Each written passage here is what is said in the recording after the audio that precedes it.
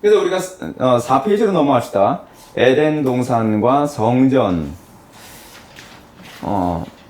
우리가 자꾸 착각하는 게 하나 있죠.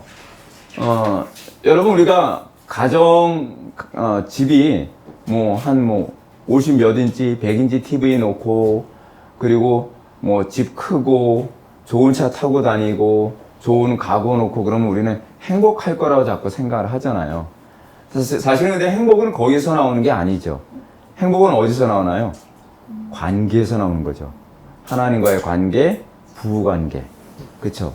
그 안에서 가정이 안식처가 되고, 그 안에서 가정이 어떤 그 좋은 휴양지보다 더 좋은 안식처가 되는 거잖아요. 근데 사람들은 그렇게 생각을 하지 않죠. 가정을 내팽개치고서라도 돈을 많이 벌고, 가정을 내팽개치고서라도 아이들을 어떻게 하든지 좋은 학원에 많이 보내면 가정이 천국 될 거라고 생각을 합니다. 그래서 요즘에 가정이 다 파괴되어지는 이유가 뭐냐면 가정을 성전으로 만드는 그것에 관심을 두지 않고 사실은 엄밀한 의미에서는 자기의 행복을 위해서 가정을 자꾸 희생시키는 거죠. 남자는 남자대로 겉돌고 여자는 여자들대로 겉돌고 우리 교회 같은 경우는 제가 그렇게 얘기합니다. 결혼해서 애를 낳으면 직장을 접으라고 제가 권면을 해요. 그럼 사실은 처음에는 자매들이 굉장히 힘들어하죠. 왜냐하면 자기도 사회생활을 하고 싶은데 그럼 제가 그런 얘기합니다. 누구를 위한 사회생활이지? 사실은 우리가 가정을 파괴시켜가면서 또는 자기의 자녀들을 세상에 그냥 떠맡겨가면서 가정을 자기의 사회생활이든지 자기 어떤 자아 성취 그런 걸 추구하면요 나중에는 가정이 지옥이 됩니다. 우리 교회가 그래서 그 부분을 추구하니까 대부분 엄마들이 결혼하면 다 집안으로 들어와요. 여유 있어서 그런 건 아니에요. 여유가 없어도. 그러면서 이 자녀들을 잘 양육을 하면 가정이 천국이 돼가기 시작을 해요. 저희 집도 홈스쿨링을 하고 있고요. 한 놈은 거의 끝나갑니다. 지금 고3이에요. 예. 그래서, 드디어 한 놈 끝냈네. 한 놈 남았어요. 예. 작은 놈 한 놈 남았는데, 그 녀석은 고1이에요.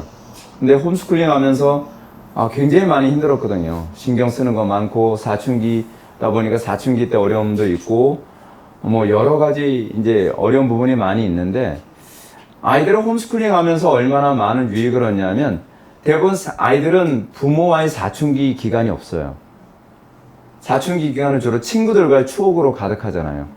근데 우리 교회에서 홈스쿨링 하는 아이들은, 이 사춘기 기간이 교회에서의 기간이고, 또 부모와의 기간이에요. 물론, 부모님도 아이들을 키워서 사춘기 시절까지 같이 교육시키고 뭐하고 한다는 건 굉장히 어려운 일인데, 흥미로운 건요, 그 과정을 거치면서 가정이 다 천국이 돼가는 거예요. 아이들이 부모를 굉장히 신뢰하고, 굉장히 사랑하고, 굉장히 좋아해요. 예. 그러면서 아버지는 아버지로서의 권위가 쓰고, 어머니는 어머니로서의 권위가 쓰고, 그리고 나중에 나이가 되면 어떻겠어요? 부모 버릴 수가 없죠. 왜냐하면 부모는 적어도 내가 성인이 될 때까지 내 추억의 전부를 부모가 가지고 있거든요. 왜 요즘에 아이들이 부모를 버리는지 아십니까? 내 추억의 기간에 부모는 거의 없거든요. 그냥 부모는 나 놔주고 유치원 보냈고 기저귀도 갈지 않은 아이를 걸음마도 떼지 않은 아이들을 그래 나서 어린이집이다 유치원에 보냈죠. 그래 나서 유치원 졸업하고 나니까 곧바로 초등학교 보냈죠. 초등학교 보내면서 어떻게 뺑뺑이 돌리죠. 학원 오전부터 저녁까지 어떤 아이는 학원을 13개를 서울에 있는 아이들은 그런 애들이 많대요. 학원 13개를 뺑뺑이를 돌려요. 그러니까 애가 원형 탈모가 돼요. 여자애가. 그럼 반에선 1등이다, 전교 1, 2등이다 얘기를 하는데 성적 잘 나오면 엄마가 그런 거죠. 예. 그래도 1등 되니까 좋지? 그러니까 애가 굉장히 화난 표정으로 내가 좋은가? 엄마가 좋은 거지? 막 쏴붙이더라는 거예요.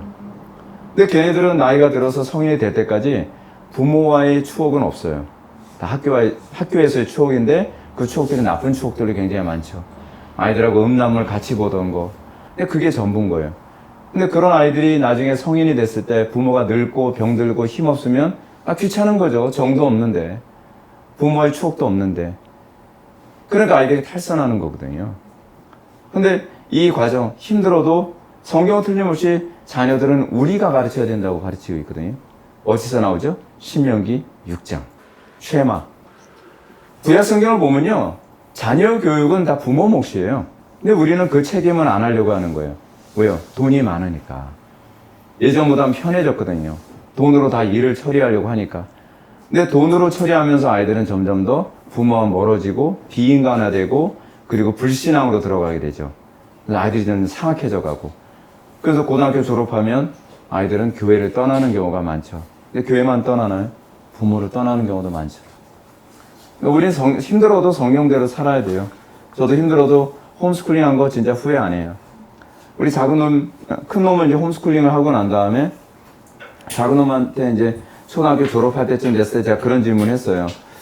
너 홈스쿨링 하길 원하니? 하고, 아니면 하기 싫으니? 그랬더니, 형 하는 거 보고요. 그러더라고요. 네.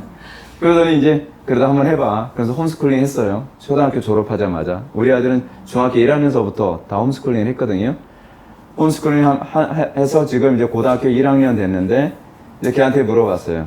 홈스쿨링 하니까 어떠니? 그래서 너무 좋아요. 너무 좋아요. 그렇다고 해서 공부를 잘하는 건 아닌데, 아이들과의 관계 안에서 아이들이 정말 정서적으로, 우리 집은 TV도 없어요. 네, TV도 안 보고요. 그냥 아이들하고 항상 독서 토론도 하고, 그리고 재미있는 영화 나왔다 그러면 영화도 같이 보러 다니기도 하고, 그리고 때로는 천문대 같은 데 가서 별도 보고 오고, 너무 피곤하죠. 근데 아이들은 그게 차곡차곡 추억으로 쌓이는 거죠. 그러면서 어떻게 해요? 가정이 그렇게 성전이 돼가는 거예요. 그러면서 사랑하는 거. 그러니까 우리 애들이 그런 얘기해요. 아빠, 나도 결혼하면요 자식 키워보고 싶어요. 남자애들이 그 얘기를 해요. 남자애 자기도 애 낳아서 자기 자녀를 키워보고 싶대요. 근데 요즘은 여자들도 애 키워보고 싶다는 얘기 잘 안 하잖아요. 근데 이렇게 홈스쿨링 통해서 양육을 받으니까 애 키우는 게 너무 하고 싶대요. 되게 재밌을 것 같아요. 키워봐라. 네. 근데 하나님께서 이 성전을 얘기하는데, 성전을 다른 말로 하나님께서 뭐라 하냐면 내 집이라고 얘기합니다. 이게 굉장히 흥미로운 표현입니다. 누가 성전이죠? 그리스도. 근데 그리스도와 연합한 교회를 또한 성전이라고 얘기하죠. 어디서 나오죠? 고린도전서 3장 16절. 너희가 하나님의 거룩한 성전인 것과 하나님의 성령이 너희 안에 거하시는 것을 알지 못하느냐. 그죠? 근데 그 성전을, 교회를 뭐라 하냐면 내 집이라고 하세요. 내 집. 그게 이제 출애굽기 19장에 제가 아까 출애굽기 19장 말씀드렸죠. 출애굽기 19장이 이스라엘이 하나님과 대면해서 시내산 언약을 맺는 장면이잖아요. 근데 여기서 19장 5절에서 뭐라 하냐면 이스라엘 백성들을 너희는 내 소유라, 내 소유. 세굴라. 이 히브리어로 세굴라라고 얘기하는데, 이 내 소유라고 하는 이 말 속에 뭐예요? 내 집이다. 그러니까 나의 소유물 또는 내가 절대로 뺏길 수 없는 그 가산이라는 개념이죠. 내 집이죠. 하나님께서 결코 우리를 사탄에게 뺏기지 않으시죠. 하나님께서 결코 우리를 포기하지 않으시죠. 왜냐하면 우리는 주님의 집이니까. 그냥 주님의 집이 아니라 주님과 같이 교제하고 사랑하는. 그래서 우리가 항상 머릿속에 떠올려야 되는 가정의 이미지는 뭐냐면 성전이에요. 성전.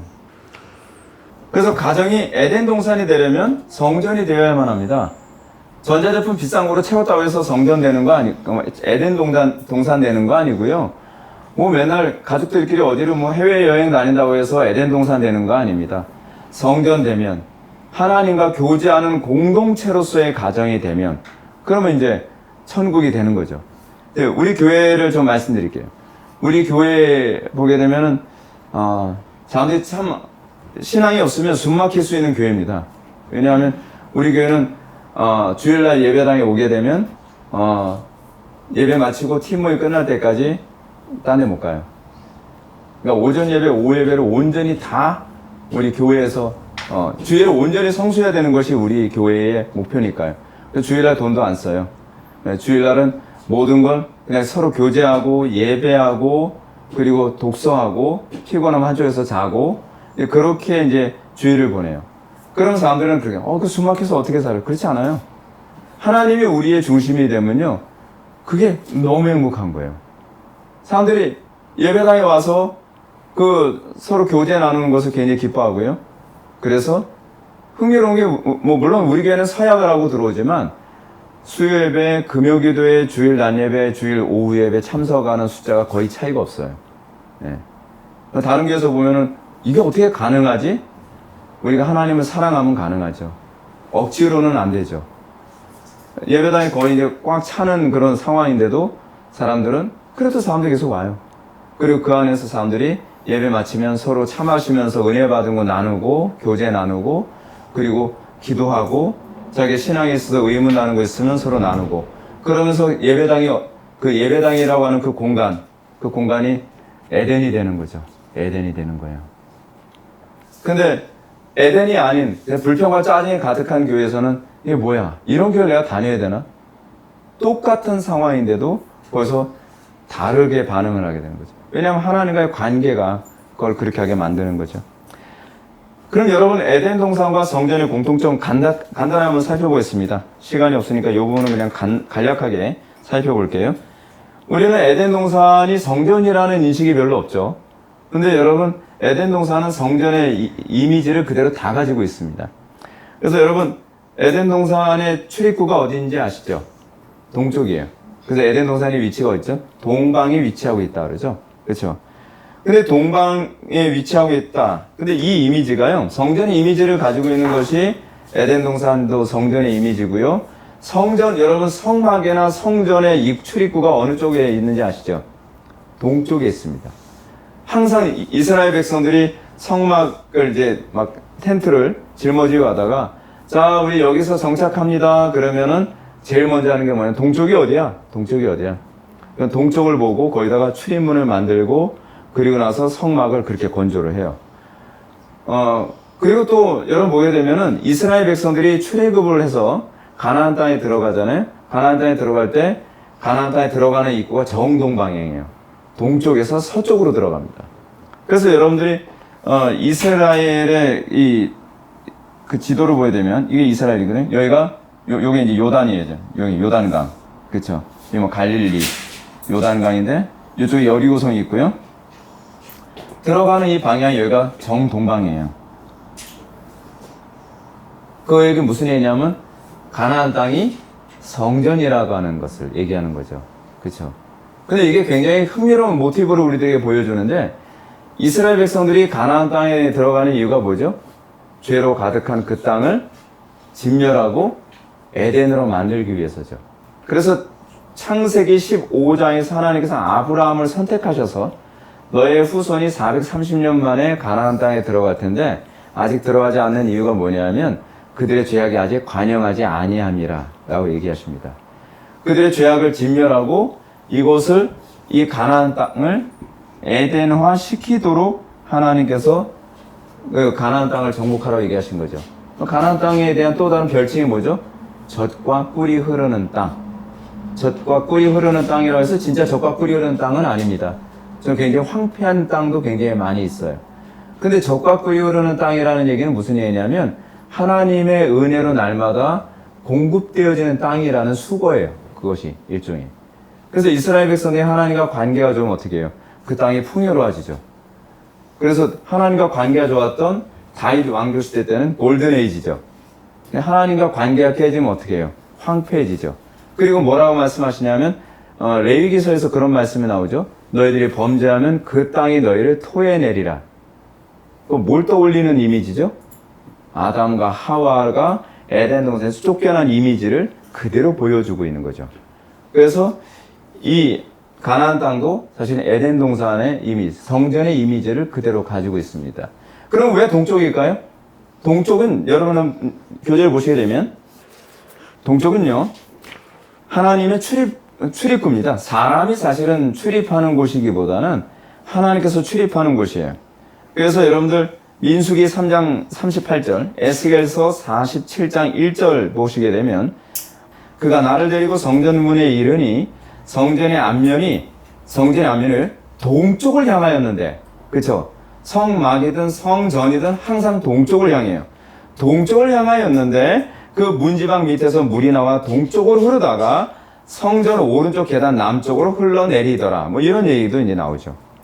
그리고 에스겔서 보시게 되면은 그 밑에 두 줄 밑에 보시게 되면 20년 후에 에스겔은 동쪽 문을 통해 하나님의 영광이 다시 들어간다. 하나님의 영광이 떠나가는 쪽이 동쪽 문을 통해 떠납니다. 그리고 하나님의 영광이 다시 돌아오는데 어떻게 돌아와요? 동쪽 문을 통해서 들어오죠. 자, 그러면 성전의 특징이 뭐죠? 성전은요, 그죠? 하나님의 임재의 통로를 가지고 있다는 거예요. 그렇죠? 여러분, 우리 가정이 성전이다라고 했을 때는 어떻게 해요? 하나님으로부터만 하나님의 임재만을 바라보는, 그렇죠? 하나님의 영광을 사모하는, 다른 어떤 것으로도 우리가 형통을 추구하지 않고, 다른 어떤 것으로도 우리가 우리의 만족을 추구하지 않는, 오로지 하나님의 영광만을 바라보는 가정, 그것이 예배죠. 그것이 예배 공동체죠. 그것이 바로 성전으로서의 가정이고 성전으로서의 교회죠. 오늘은 교회의 문제가 뭡니까? 교회가 하나님만을 소망으로 두질 않아요. 사실은 오로지 출구와 입구는 동쪽에만 있어야 돼요. 동쪽 뭐예요? 하나님이 출입하는 곳이거든요. 근데 하나님께만 관심을 두는 것이 아니라 우리는 출입구가 너무 많아요. 그렇죠? 그러니까 교회가 어떻게 해요? 점점 어두워지죠. 하나님께만 소망을 두라고 하는 그런 메시지인데 이것이요. 성전되지 못했다는 거죠. 가정이 무너지는 이유가 그래요. 이번에도 우리가 예배당 이전하는데 굉장히 은혜로웠어요. 우리 노회 목사님한테도 이제 선배 목사님들한테도 좀 간증을 했는데 우리가 성도들도 굉장히 이번에 예배당 건축하는 문제 가지고서 이렇게 은혜로울 수 있나? 라고 하는 걸 처음 경험했다고 그러더라고요. 왜냐하면 우리가 예배당 건축을 하면서 성도들한테 헌금 얘기를 성전 건축 헌금을 한 번도 강조를 안 했어요. 강요를. 그리고 성전 건축, 우리가 성전을 이전하기 위해서 이렇게 일을 하고 있는데 여러분들이 마음에 감동을 주셔서 헌금하고 싶으면 헌금통에 헌금을 하는데 그 봉투에 이름 쓰지 마세요. 그러면 또 누구는 헌금했다, 누구는 헌금하지 않았다 그러잖아요. 그래서 봉투에 이름 쓰지 마세요. 그리고 헌금하고 싶은데 돈이 없다. 그러면 무리해서 헌금하지 마시고 기도로 헌금하세요. 그 정도만 얘기를 했어요. 그런데 하나님께서 부족함 없이 채워주시는 거예요. 부족함 없이. 그런데 다른 교회에서 성전 건축, 아니 예배당 건축이죠. 예배당 건축을 하는데 목사님들이 헌금을 얼마나 심하게 강요를 하는지 뭐 보증서라부터 시작해서 대출 받아라 뭐 그렇게 해서 집안이 막 다 풍비박산 나는 집안들이 엄청 많은 거예요. 어느 성도들은 어느 교회는 교인들 전체가 다 자기 집에서 자가 집에서 월세로 다 바뀐 거예요. 다 빚더미 앉아버리고 집안이 아수라장 나고 그러면 예수 안 믿는 남편하고는 이혼 지경까지 가고 그러는 거죠. 그러니까 집집마다 아수라장이고 시험에 드는 거죠. 근데 요번에 자 그런 거죠. 오로지 우리 하나님만 바라봅시다. 이 세상 이 주관자 하나님 아니십니까? 하나님께서 복되게 은혜롭게 함께 하신 증거를 보여주실 겁니다. 하시더라고요. 하나님께서. 그러니까 우리가 하나님의 은혜만을 바라봤을 때 에덴이 되는 거지 하나님의 은혜 바라보지 않고 인위적으로 다른 출구, 다른 입구를 자꾸 찾다 보면 어떻게 해요? 이게 에덴이 아니라 지옥이 되는 거예요. 하나님만 바라보라고 했는데요. 그거죠. 요번에 우리 예배당 이전에서 또 그런 은혜를 또 체험하고 간증하고 서로 기뻐할 수 있었던 거죠. 자, 두 번째로 에덴에는 강이 흐르죠. 에덴에 강이 흐릅니다. 창세기 2장 10절 보면 강이 에덴에서 흘러나와 동산을 적시고 시편 46편 4절에 보면 한 시내가 있어 나뉘어 흘러 하나님의 성 곧 지존하신 이의 성소를 기쁘게 하도다. 신기하게요. 항상 강 나오고 그런 성전 같이 나오고 그래요. 시편 같은 데서 그런 표현이 많이 나와요. 그리고 강이 흐르면 항상 뭐 하냐면 잎이 무성한 나무들에 관한 얘기가 항상 나와요. 에덴 동산을 떠올리는 표현이에요. 근데 여러분, 에덴에서, 여러분 에스겔서에서도 그 얘기가 나오는데, 성전의 문턱에서 물이 쏟아져 나오죠. 그리고 뭐 발목까지 채우고, 무릎까지 채우고, 허리까지 채우고, 그런 얘기가 나온단 말이에요. 그게 성전의 중요한 어떤 기능을 얘기하는 거거든요. 성전이 있으면 그는 되는 것이 아니라, 성전은 생수가 흘러나오는 근원이 되죠. 그 성전에서 생수가 흘러나오면 어떻게 되죠? 사람들이, 그 주변에 있는 많은 피조물들이 생기가 나죠. 그거를 하나님께서는 아브라함을 통해서 뭐라 하냐면 복의 근원됨. 여러분, 교회란 어떤 존재인가? 성전된 교회의 특징, 성전된 가정의 특징, 뭐죠? 생명이 흘러 넘치는 거죠. 생수가 흘러 넘치는 거죠. 우리가 정말 하나님만 섬기는 아름다운 가정이 됐을 때에 거기 생명의 근원으로 뭐가 나오죠? 자녀가 나오죠. 그렇죠? 자녀는 뭐예요? 사랑의 결과잖아요. 서로 사랑한 결과인데 그 자녀들이 어떻게 해요? 우리가 하나님만 예배하게 될 때에 거룩한 자녀, 경건한 자녀가 나오죠. 그러니까 하나님께서 아브라함을 선택하고 나서 내가 너한테 복 줄게 라고 하는 것만이 아니라 너는 복이 될지라. 신약의 교회가 그거예요. 신약의 교회는 어떻죠? 복을 받고 나면 나 복 받았네 할렐루야로 끝나는 것이 아니라 이 복을 확산시키죠. 그게 성전의 기능이죠. 성전에서 생수가 흘러나오잖아요. 이는 그 속에서 생수가 흘러나옴이라. 이게 이제 소위 요한복음에서도 나오는 예배와 관련된 성전 공동체의 특징이죠. 그렇죠? 그 속에서 생수가 터져 나오는. 그래서 여러분 요한복음 4장에서도 보게 되면은 사마리아 여인이 복음을 접하고 나서 생수가 터져 나오니까 와 보라면서 예수님을 소개하죠. 삭개오가 예수님을 영접하고 나자 그 속에서 생수가 터져 나오죠. 그 생수가 터져 나오는 것이 출애굽께서 어떤 모티브로 나오냐면 반석이 깨어지고 거기서 물이 터져 나옴으로 이제 나오게 되는 거죠.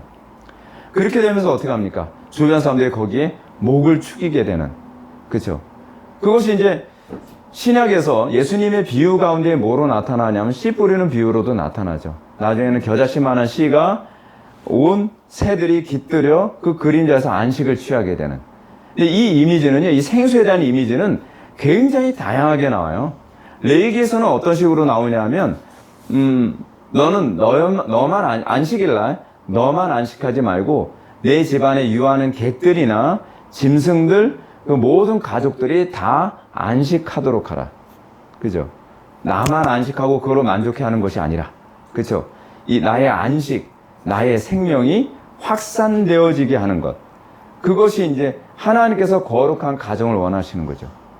보세요. 이제 우리가 경건한 부부가 됐습니다. 그럼 경건한 부부가 자녀들한테 어떤 영향을 끼칠까요? 경건한 영향을 끼치겠죠. 그런 경건한 자녀가 생산되어지죠.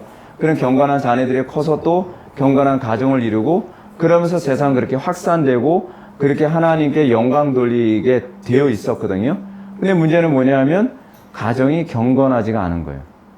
가정 안에 세상이 들어오고 음란함과 더러움이 들어와서 자녀들을 다 파괴시켜 버리는 거죠. 그러니까 우리가 왜 구원받았는지를 잘 인식을 못하는 거예요. 제가 그래서 아까 초기에 그 말씀 드리는 거예요. 천당 가기 위해서가 아니라 복의 근원되게 하기 위해서 우리에게 구원을 주신 거예요. 그런 사람이 천당 가는 거죠. 예, 그렇게 이해를 하는 것이 올바른 이해입니다. 세 번째로 동산 안의 나무들. 동산 안의 나무들은 뭐예요? 동산 안의 나무 하면 딱 떠올리는 건 생명나무죠. 동산 안에는 원래 두 종류의 나무가 있었죠. 선악을 알게 하는 나무와 생명나무. 근데 우리가 이미 하나님 나라에 들어간 백성들에게는 선악을 알게 하는 나무는 존재하지 않죠.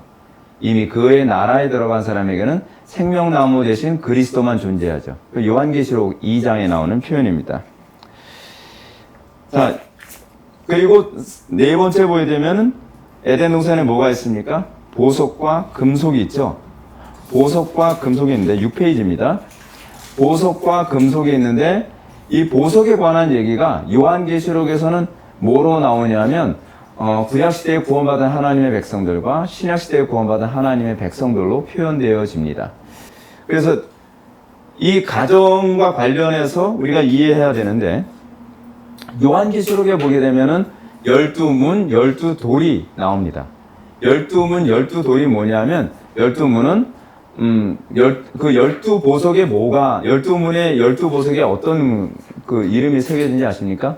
12지파, 12사도. 그래서 구약시대에 구원받은 하나님의 백성들과 신약시대에 구원받은 하나님의 백성들이 그 성전에 새겨져 있다는 거죠. 그럼 그 성전이 뭐예요? 구약시대 성도들과 신약시대 성도들의 총칭이 바로 성전됨을 얘기하는 거죠. 건물을 얘기하는 게 아니에요. 그래서 이 보석과 금속은 결국 구원받은 성도들을 의미하고 그것이 성전을 이룬다라고 하는 것을 표현하는 방식이기도 합니다. 그리고 성전에도 뭐가 있냐? 케투빔, 그룹들이 있습니다. 근데 이 그룹들이 이게 흥미로운 게 뭐냐면 아담과 하와가 범죄하기 전에는요. 여러분들 교재 보시게 되면 타락하기 이전에 그룹들은요.